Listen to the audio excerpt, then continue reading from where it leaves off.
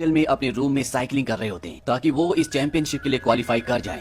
विनी उस जगह आते हैं जहां पर सब उनका इंतजार कर रहे हैं और जब वो वे मशीन के ऊपर चढ़ते हैं तो वो इस चैंपियनशिप के लिए क्वालिफाई कर जाते हैं। इससे विनी और वहां पर बैठे हुए उनके सभी सपोर्टर्स बहुत खुश होते हैं। विनी को यहाँ पर लापरवाह दिखाया गया है। हालांकि अगले दिन उनका मैच है, फिर भी वो कसिनो में जुआ खेलने के लिए जाते हैं, अपनी गर्लफ्रेंड के साथ टाइम स्पेंड करते हैं। और अब नवंबर 1988 को विनी पेजियांजा और रॉजर मेवेदर के बीच में मैच होता है। रॉजर विनी के ऊपर काफी भारी पड़ता है, वो उसे बहुत बुरी तरह से मारता है और वो विनी को नॉकआउट कर देता है। विनी को यहाँ से सीधा हॉस्पिटल ले जाया जाता है और वहां पर डॉक्टर से बताती है कि तुम्हारी बॉडी बहुत ज्यादा डिहाइड्रेटेड है। दरअसल विनी ने अपना वेट कम करने के लिए ऐसा किया होता है। विनी कहता है कि ये सब मेरे खेल का एक हिस्सा है। डॉक्टर से बोलती है लेकिन आप ये ज्यादा वक्त तक नहीं कर पाओगे। इसके बाद विनी घर पर आ जाता है और वो अपने मैच की फुटेज देखता है। वो देखता है कि उसने कहां पर गलती की और रॉजर के क्या क्या प्लस पॉइंट है। और तभी वो उसमें देखता है कि एक ऐसा पॉइंट था जब घंटी बजने के बाद भी रॉजर ने विनी को पंच मारा था। और इस बात से गुस्सा होकर विनी के जो बॉक्सिंग मैनेजर होते हैं वो रॉजर के पास जाते हैं, लेकिन रॉजर उन्हें भी पंच मारता है। और मैच खत्म होने के बाद जब मीडिया डुआ से, जो कि विनी के मैनेजर है, उनसे पूछती है कि विनी का अब अगला मैच कब होगा, तो वो मीडिया को कहते हैं कि अब उन्हें रिटायरमेंट ले लेनी चाहिए, बॉक्सिंग अब उनके लिए नहीं रही। इस बात से नाराज होकर विनी के डैड और विनी के मैनेजर के घर पर जाते हैं, लेकिन विनी अपने मैनेजर से रिक्वेस्ट करता है कि वो एक फाइट और करना चाहता है, उसके लिए फाइट अरेंज की जाए। हालांकि उसके मैनेजर ऐसा नहीं करना चाहते, लेकिन विनी की रिक्वेस्ट करने पर वो उसके लिए फाइट अरेंज कर देते हैं। और अब विनी केविन रूनी को बॉक्सिंग कोच के तौर पर हायर कर लेता है। वो उनके साथ दिन रात प्रैक्टिस करता है, वो कसिनो भी नहीं जाता, वो कोई गलत काम नहीं करता और पूरा ध्यान अपनी प्रैक्टिस पर लगाता है। हालांकि उसका वेट बढ़ चुका होता है क्योंकि उसने काफी वक्त से प्रैक्टिस नहीं की होती, कोई एक्सरसाइज नहीं की होती, लेकिन उसके अंदर जुनून है, वो हर तरह से प्रैक्टिस करता है और वो अपना वेट कम कर लेता है और इस मैच के लिए क्वालिफाई हो जाता है। ये कोई आम मैच नहीं है बल्कि WBA world light middle wait championship है और विनी की जो फाइट है वो गिलबर्ट डेल के साथ होती है। विनी यहाँ पर बहुत ही अच्छा परफॉर्म करता है, वो डेल के ऊपर पूरी तरह से हावी हो जाता है और वो डेल को नॉकआउट करके इस मैच को जीत जाता है और अब विनी WBA world light middle wait champion है। इस बात से विनी, उसकी फैमिली, उसके दोस्त सब बहुत खुश होते हैं। विनी जो चाहता था उसने कर दिया। हालांकि विनी के ऊपर किसी को भी विश्वास नहीं होता क्योंकि इससे पहले लगातार वो 3 मैचेस हारा था, लेकिन अब वो light middle wait world champion है और विनी अपनी इस जीत को बहुत सेलिब्रेट करता है। कुछ दिनों बाद विनी को एक और बॉक्सर चैलेंज करता है और ये लाइट मिडल वेट नहीं बल्कि ये मिडल वेट चैंपियन होता है और इसका नाम होता है रॉबर्टो ड्यूरन। विनी के फादर इससे बहुत खुश होते हैं, वो कहते हैं कि विनी इस मैच को जरूर जीतेगा। दरअसल विनी की बॉक्सिंग के पीछे, उसकी जीत के पीछे उसके पिता का एक बहुत बड़ा हाथ होता है, वो हमेशा उसे सपोर्ट करते हैं। विनी उसी शाम को अपने दोस्त के साथ, जिसका नाम जिमी है, जिसने आज नई गाड़ी खरीदी है, कॉफी पीने के लिए जा रहा होता है और जब विनी और जिमी आपस में बातें कर रहे होते हैं तो जिमी का सड़क पर ध्यान नहीं होता और सामने से एक कार जो बहुत तेजी से आ रही होती है इनकी गाड़ी से टकरा जाती है और इनकी गाड़ी का एक बहुत बड़ा एक्सीडेंट हो जाता है। हालांकि विनी के दोस्त को ज्यादा चोट नहीं लगती, लेकिन विनी इस एक्सीडेंट में पूरी तरह से घायल हो जाता है और जब उसे होश आता है तो वो हॉस्पिटल में होता है। उसके परिवार वाले, उसके दोस्त उसके चारों तरफ बैठे होते हैं। विनी की नेक को नेक सपोर्टर से चारों तरफ से जकड़ा हुआ होता है। तभी वहां पर डॉक्टर आते हैं और डॉक्टर विनी को बताते हैं कि तुम्हारी स्पाइनल कॉर्ड बहुत बुरी तरह से इंजर्ड हुई है। विनी डॉक्टर से पूछता है कि मैं दोबारा कब स्टार्ट कर सकता हूँ। डॉक्टर पूछता है क्या? विनी कहता है कि बॉक्सिंग। डॉक्टर विनी को बताता है कि शायद तुम अच्छे से अब दोबारा कभी चल भी ना पाओ। विनी को इस बात पर यकीन नहीं होता, वो कहता है कि ऐसा नहीं हो सकता। वो कहता है मैं अपने हाथ पैर सिर सब कुछ फील कर सकता हूँ और ये बात सुनने के बाद वो पूरी तरह से रेस्टलेस हो जाता है। वो अपने हाथ पैर हिलाना शुरू कर देता है, वो अपनी गर्दन मूव करना चाहता है और नर्स उसकी ग्लूकोज की बोतल में नींद का इंजेक्शन लगा देती है ताकि उसे नींद आ जाए, क्योंकि अगर वो अपने हाथ पैर हिलाएगा तो उसकी स्पाइन और ज्यादा हर्ट हो सकती है। विनी के होश में आने के बाद डॉक्टर उसे बताते हैं कि हमें एक ऑपरेशन करना होगा जिसमें हम तुम्हारे सिर को पूरी तरह से स्टेबल कर देंगे, क्योंकि अगर तुमने सिर हिलाया तो तुम्हारी सर्वाइकल बोन पर प्रेशर पड़ेगा और अगर ऐसा चलता रहा तो हो सकता है कि तुम दोबारा कभी चलने की सोच भी ना पाओ। विनी इस ऑपरेशन के लिए तैयार हो जाता है और ऑपरेशन के बाद वो देखता है कि 4 पतली पतली लोहे की रॉड से उसके सर को पूरी तरह से स्टेबल किया होता है। ये एक तरह का ब्लॉक होता है जो विनी के सिर के लिए बनाया होता है ताकि वो अपना सर मूव ना कर पाए और उसकी सर्वाइकल बोन की जो इंजरी है वो जल्द से जल्द हील हो जाए। विनी को इस सब में बहुत प्रॉब्लम होती है और जब वो घर पर अपनी फैमिली के साथ डिनर कर रहा होता है तो उसके परिवार वाले उसका कुछ ज्यादा ध्यान रख रहे होते हैं, वो हर चीज उसे वक्त से पहले ला कर दे देते हैं। इस बात से विनी को अच्छा नहीं लगता और वो अपनी फैमिली को कहता है कि मैं आप सबकी रिस्पेक्ट करता हूँ, जो भी आप मेरे लिए कर रहे हो मैं उसे अप्रिशिएट करता हूँ, लेकिन मैं अभी हैंडीकैप नहीं हुआ, क्योंकि विनी लाचारी की जिंदगी नहीं जीना चाहता, उसे किसी की दया नहीं चाहिए, इसीलिए वो अपनी फैमिली को ऐसा कहता है। दरअसल सबको ये लगता है कि विनी अब लाचार है, लेकिन अंदर से वो ऐसा महसूस नहीं कर रहा होता। और जब विनी का बर्थडे होता है तो उसके लिए एक सरप्राइज पार्टी रखी जाती है जहाँ पर उसके सभी जानने वाले आते हैं। यहाँ पर विनी का पुराना मैनेजर, जिसका नाम डुआ होता है, वो भी आता है और वो विनी को कहता है कि अपनी चैंपियनशिप की बेल्ट बचाने के लिए तुम्हारे पास अब सिर्फ 3 महीने हैं, जो कि पॉसिबल नहीं है क्योंकि तुम अब कभी भी बॉक्सिंग नहीं कर सकते। दरअसल जब भी कोई वर्ल्ड चैंपियन बनता है तो उसे एक सर्टेन टाइम के बाद अपने टाइटल को, अपनी चैंपियनशिप को बचाने के लिए फाइट करनी होती है और उसे जीतना होता है। लेकिन विनी अब उस फाइट को नहीं कर सकता, इसीलिए उसका पुराना मैनेजर डुआ कहता है कि तुम्हें अब गिव अप कर देना चाहिए, यानी कि अपने टाइटल को लौटा देना चाहिए। और वैसे भी अब तुम्हें कुछ भी प्रूव करने की जरूरत नहीं है क्योंकि तुम प्रूव कर चुके हो। यहाँ पर बैठा हर एक इंसान जानता है कि तुम चैंपियन हो। और ये कहकर वो चला जाता है। इसके बाद विनी का जो कोच होता है जिसका नाम केविन है, वो विनी के पास आता है और विनी से कहता है कि अभी कुछ भी खत्म नहीं हुआ, हमारे पास करने के लिए बहुत कुछ है। वैसे भी दुनिया बहुत बड़ी है और बॉक्सिंग रिंग के बाहर भी एक बहुत बड़ी दुनिया बसती है। विनी अपने बॉक्सिंग कोच केविन से कहता है कि सब मुझसे इस तरह से बात क्यों करते हैं जैसे मैं उस एक्सीडेंट में मारा गया, मैं बचा ही नहीं, मैं अब भी बॉक्सिंग कर सकता हूँ और मैं किसी भी हालत में बॉक्सिंग करूंगा। केविन कहता है देखो ये अब मुमकिन नहीं है क्योंकि डॉक्टर भी जवाब दे चुके हैं, तुम अपने पैरों पर अच्छे से चल भी नहीं पाते, तुम्हें बॉक्सिंग को भूल जाना चाहिए।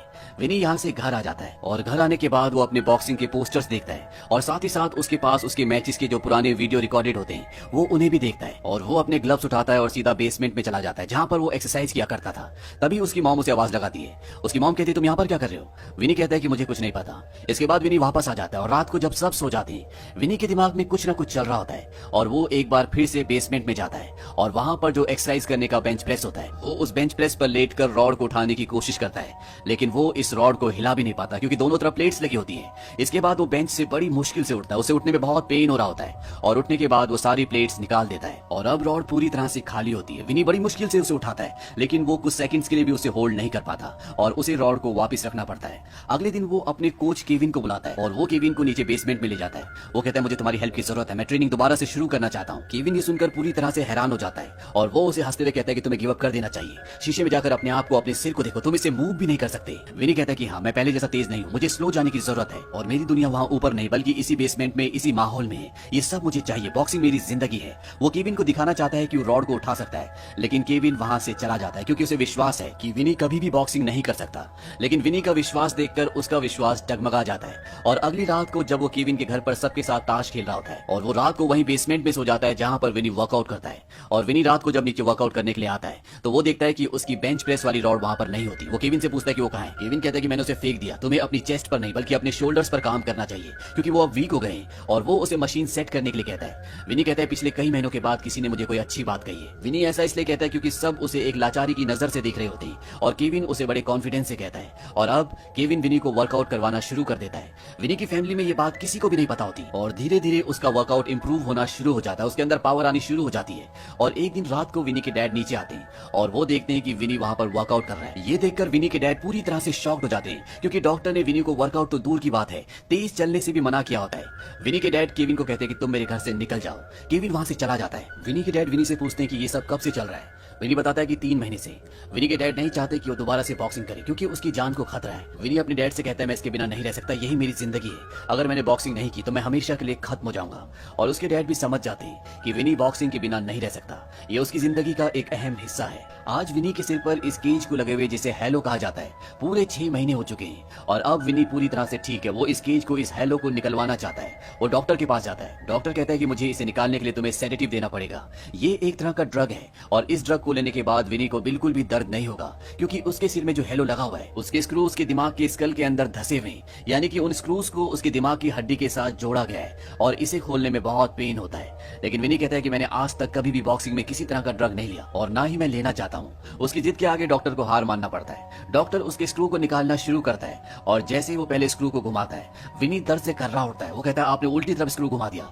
डॉक्टर कहता है कि नहीं, ये बिल्कुल सही है और इसके बाद वो एक एक करके उसके सारे स्क्रूज को निकालता है। इससे विनी का पूरा शरीर तड़प जाता है लेकिन वो इस पूरे पेन को टॉलरेट करता है और अब उसका हेलो निकल चुका है, यानी कि उसका केज अब निकल चुका है। उसकी गर्दन पर अभी भी सपोर्टर होता है लेकिन अब विनी अपनी गर्दन को पहले से ज्यादा मूव कर सकता है। विनी अब एक बार फिर से उसी जगह पर जाता है जहां पर वो पहले प्रैक्टिस किया करता था, जहां पर बॉक्सिंग का रिंग है और वो केविन के साथ एक बार फिर से प्रैक्टिस करना शुरू करता है। केविन उसे नेक की एक्सरसाइजेस भी करवाता है ताकि उसकी नेक पहले से भी ज्यादा स्ट्रांग हो जाए और विनी भी यहाँ पर पूरी मेहनत कर रहा होता है। विनी अपने पुराने मैनेजर को, जिसका नाम डुआ है, उसे कॉल भी करता है क्योंकि वो उसकी फाइट अरेंज करवा सकता है। डुआ कहता है कि विनी तुम्हारे साथ कोई भी फाइट नहीं करना चाहता क्योंकि कोई अपने सिर पर तुम्हें मारने का या तुम्हें हॉस्पिटल पहुंचाने का गिल्ट नहीं लेना चाहता। हालांकि विनी उसे बताता है कि अब मैं पहले से बेहतर हूं, मैं फाइट कर सकता हूं। डुआ कहता है कि नहीं, मैं तुम्हारी कोई मदद नहीं कर सकता। विनी यहाँ पर अपनी प्रैक्टिस और भी ज्यादा करता है, वो और भी मेहनत करता है और अब उसकी बॉडी पहले से भी ज्यादा अच्छी शेप में है, यानी कि उसने इतनी मेहनत की है कि इस शेप में वो पहले भी नहीं था। और अब उसका कोच केविन यहाँ पर एक प्रेस कॉन्फ्रेंस रखता है जहां पर विनी प्रैक्टिस करता है और वो सबको बताता है कि अब वो पहले से भी अच्छी शेप में है, वो बॉक्सिंग बॉक्सिंग के लिए तैयार है और यहाँ पर वो एक बॉक्सर को अपने साथ एक फ्रेंडली मैच खेलने के लिए कहता है ताकि वो प्रेस को दिखा सके कि वो बॉक्सिंग कर सकता है और सबको ये पता चल जाए। लेकिन वो बॉक्सर मना कर देता है क्योंकि उसे डर है कहीं विनी को चोट ना आ जाए। इसका मतलब ये है कि विनी के ऊपर किसी को भी विश्वास नहीं है। लेकिन यहाँ पर एक दूसरा बॉक्सर होता है, वो कहता है कि I will fight with you, और इन दोनों के बीच में फ्रेंडली फाइट होना शुरू हो जाती है। लेकिन ये बॉक्सर भी उस पर हमला नहीं कर रहा होता। विनी कहता है कि मेरे ऊपर हमला करो, और जब वो उसके सिर पर एक पंच मारता है तो उसकी पूरी गर्दन हिल जाती है। लेकिन विनी अपने आप को संभाल लेता है और अब विनी की प्रैक्टिस की, उसकी फाइट की पूरी न्यूज टीवी पर टेलीकास्ट हो रही होती है और इसे बॉक्सिंग के जो स्पॉन्सर्स होते हैं वो भी देख रहे होते हैं और उनमें से एक कहता है कि मैं इसे बेच सकता हूं। यानी कि वो विनी की फाइट रखवाना चाहता है क्योंकि अब वो पूरी दुनिया में फेमस है और जिस तरह से उसने कम बैक किया है आज से पहले दुनिया में किसी ने भी नहीं किया। और जब विनी फाइट करेगा तो ज्यादा से ज्यादा लोग इस फाइट को देखेंगे, ज्यादा से ज्यादा लोग इस फाइट के टिकट्स को खरीदेंगे। इसीलिए वो विनी और केविन के पास जाते हैं और वो उन्हें कहते हैं कि हम तुम्हारे लिए IBC world super middle wait title का अरेंजमेंट कर रहे हैं। ये मैच तुम्हें रॉबर्ट ड्यूरेन के साथ खेलना होगा और इस मैच के लिए तुम्हें 1.6 मिलियंस मिलेंगे और ये आज तक का उसकी जिंदगी का सबसे बड़ा मैच होगा। विनी इस मैच के लिए हाँ कह देता है और ये न्यूज एक नेशनल न्यूज बन जाती है क्योंकि 6 महीने पहले डॉक्टर ने स्टेटमेंट दिया था कि विनी शायद अपने पैरों पर अच्छे से कभी चल भी ना पाए। और अब वो रॉबर्टो ड्यूरेन, जो कि दुनिया का बहुत बड़ा बॉक्सर है, जो आज तक 93 मैचेस जीत चुका है और 64 मैचेस में उसने अपने ओपोनेंट को नॉकआउट किया है, विनी का मुकाबला उससे है। ये साल होता है सन 1990। एक तरफ है रॉबर्टो ड्यूरान जो 4 बार वर्ल्ड चैंपियन रह चुका है और उसके सामने विनी पेजियांजा जो कि 2 बार वर्ल्ड चैंपियन रह चुका है लेकिन अभी अभी उसने रिकवर किया है। इन दोनों का मैच शुरू होता है और पहले राउंड में ड्यूरान विनी को एक अपर कट मारता है जिससे वो जमीन पर गिर जाता है। हालांकि वो 10 काउंट्स होने से पहले उठ जाता है लेकिन ड्यूरान विनी के ऊपर हावी हो रहा होता है और दूसरे तीसरे राउंड के बाद विनी पूरी तरह से हिलना शुरू हो जाता है क्योंकि ड्यूरान लगातार उसे पंचेस मार रहा होता है और विनी की हालत धीरे धीरे खराब होना शुरू हो जाती है। लेकिन विनी हार नहीं मानता। लेकिन जब छठा राउंड आता है तो विनी के पैर भी लड़खड़ाना शुरू हो जाते हैं। विनी के डैड केविन के पास आते हैं जो विनी का कोच है और वो कहते फाइट को रोकने के लिए कहो नहीं तो मेरा बेटा मर जाएगा। लेकिन केविन मना कर देता है और इस तरह से 6 राउंड्स खत्म हो जाते हैं। केविन विनी के पास जाता है, वो उसे कहता है कि सोचो कि हम यहाँ तक कैसे पहुंचे, किस तरह से तुमने रिकवर किया, किस तरह से तुम अपने आप से लड़े। और विनी को वो सब कुछ याद आता है कि कैसे वो यहाँ तक पहुंचा, कैसे उसने प्रैक्टिस की। और 7वां राउंड शुरू होने के बाद वो ड्यूरान को लगातार पंचेस मारता है और ये राउंड पूरी तरह से उसके नाम होता है और इसके बाद एक के बाद एक कई राउंड्स बीतते हैं और हर राउंड में ड्यूरान को विनी बहुत बुरी तरह से मारता है। ये पूरा मैच 12 राउंड्स का था। हालांकि अब दोनों के पैर लड़खड़ा रहे होते हैं लेकिन कोई भी गिव अप करने के लिए तैयार नहीं है और इस तरह से 12 के 12 राउंड्स खत्म हो जाते हैं। विनी, जिससे किसी को कोई उम्मीद नहीं थी, वो ड्यूरान जैसे बड़े बॉक्सर के सामने 12 राउंड्स तक टिका और अब इस मैच का फाइनल रिजल्ट आता है और बताया जाता है कि IBC super middleweight champion of the world Vinny Pazienza है। यानी कि विनी ने इस मैच को पॉइंट से जीत लिया। विनी, जिसे सबने एक अपाहिज घोषित कर दिया था, डॉक्टर्स ने भी उस पर गिव अप कर दिया था, उसने अपने सपनों को नहीं छोड़ा, उसने अपने ऊपर विश्वास नहीं खोया और इसीलिए आज वो तीसरी बार वर्ल्ड चैंपियन बना। विनी से एक जर्नलिस्ट इंटरव्यू लेने के लिए आती है और वो से पूछते कि आज तक तुमसे सबसे बड़ा झूठ बॉक्सिंग वर्ल्ड में क्या बोला गया था और वो कहता है इट्स नॉट सिंपल, यानी कि आसान नहीं है। एक्सीडेंट के बाद विनी को हर किसी ने ये बताना चाहा कि जो तुम करना चाह रहे हो वो आसान नहीं है, ये नामुमकिन है, लेकिन विनी ने अपने ऊपर विश्वास रखा। विनी कहता है अब सब कुछ हो गया है और ये बहुत आसान था, तुम्हें सिर्फ अपने ऊपर विश्वास करने की जरूरत होती है, लगातार मेहनत करने की जरूरत होती है। अपना खोया हुआ प्यार वापस पाओ। पति पत्नी विवाद, रिश्ता, ब्रेकअप, तलाक, खोया प्यार वापस, समस्या समाधान, love marriage specialist, intercaste marriage. अपनी सभी प्रेम संबंधी समस्याओं के लिए जल्दी और वास्तविक परिणाम प्राप्त करें। हमारे परीक्षित उपाय को आजमाएं। 100% परिणाम की गारंटी। हमने 10,000 से भी ज्यादा प्रेमी जोड़ियां मिलाई है।